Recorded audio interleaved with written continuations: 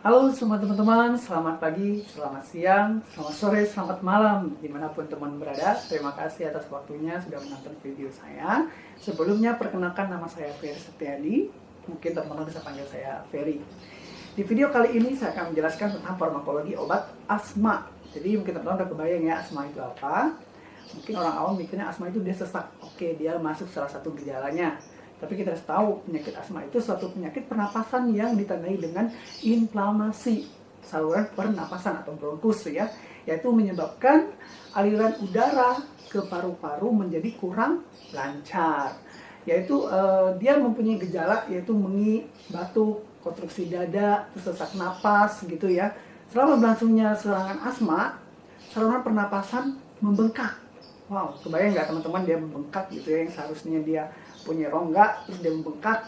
Nah, jadi aliran udara tidak semuanya lancar gitu ya, dan produksi mukus itu atau lendir ya, saluran pernapasan meningkat secara berlebihan sehingga mengakibatkan penyempitan di saluran pernapasan. Makanya itulah dikatakan asma. Ya, udah kebayang ya teman-teman ya apa itu asma. Nah, sekarang kita akan bahas tentang apa sih pengobatan pada asma gitu kan.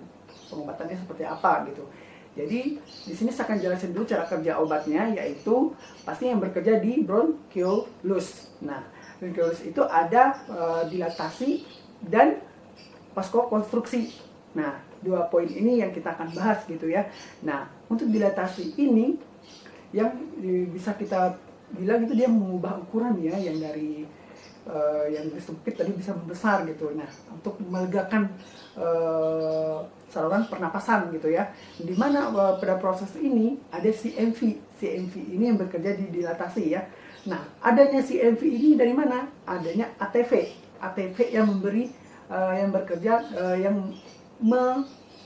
bekerja pada CMV, di mana cara kerja itu ada enzim yang berikatan dengan antara dua tersebut, yaitu enzim AC. AC itu apa?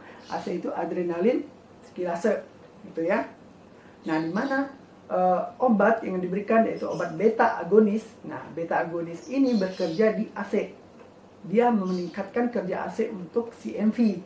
Nah, itu kita tahu ya teman-teman ya, ada beta agonis. Nah, terus ada obat yaitu yang bekerja di bronkiolus dengan menghambat vaskokonstruksi. Nah, kita harus tahu dong, vaskokonstruksi itu ada dua sinyal yang memberi atau yang memberi sinyal untuk terjadinya vaskokonstruksi.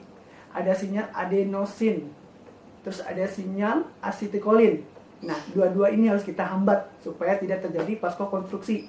Nah, apa sih yang menghambat adenosin? Adenosin ada teofilin. Teofilin bekerja di FDA. FDA, terus dia bekerja dengan menghambat apa? Adenosin. Nah, adenosin sehingga tidak terjadi vaskokonstruksi gitu ya. Terus ada asetikolin. Asetikolin atau ACH ya, ACH kalau di sana bisa kita lihat. Nah, gimana menghambatnya? Dengan adanya muscarinic antagonis. Dia bekerja menghambat asetikolin yang memberi sinyal vaskokonstruksi. Gitu ya teman-teman ya, udah kebayang ya. Nah, terus ada obat kortikosteroid. Nah, kortikosteroid ini beda ya teman-teman. Dia tidak bekerja di saluran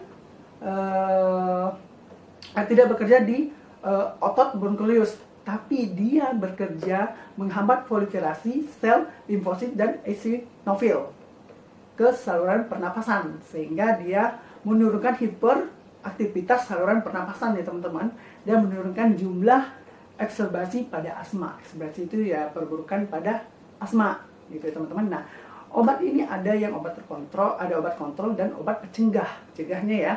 Nah, kalau obat kontrol ini untuk asma yang stabil, dan dikasih yaitu obat yang kerjanya lama dengan dosis yang rendah gitu ya. Sedangkan obat yang sebagai pencegah yaitu kalau ada serangan asma, diberikan obat tersebut. Serangan asma dengan dosis yang lebih tinggi ya teman-teman ya, diberikan dengan kerja cepat. Udah kebayang sama teman-teman ya gimana?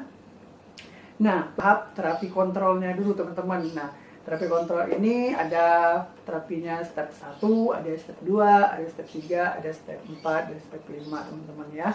Nah, pada terapi step 1 ini hanya pemberian sabanya saja, yaitu short acting beta agonis. di mana pemberian ini jika diperlukan saja, ya teman-teman ya. Di step keduanya pemberian ICS, yaitu inhaled corticosteroid ya teman-teman ya, dengan dosis yang rendah. Terus di tahap ketiga atau step ketiganya pemberian ICS dengan dosis yang rendah ditambah dengan LABA. LABA itu apa? Long acting beta agonis ya teman-teman ya. Di step 4-nya itu pemberian ICS tapi dengan dosis yang medium ditambah dengan LABA ya teman-teman ya.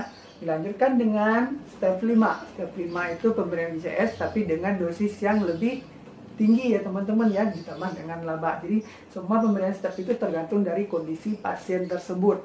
Nah, setelah step-step ini dilewatkan tapi kondisi pasien masih memburuk, alangkah baiknya disarankan pasien ke dokter untuk dikontrol lagi kondisi klinisnya.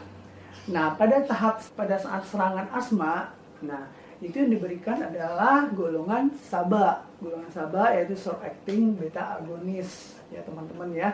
Karena yang kita perlukan yaitu kerja cepatnya ya teman-teman ya.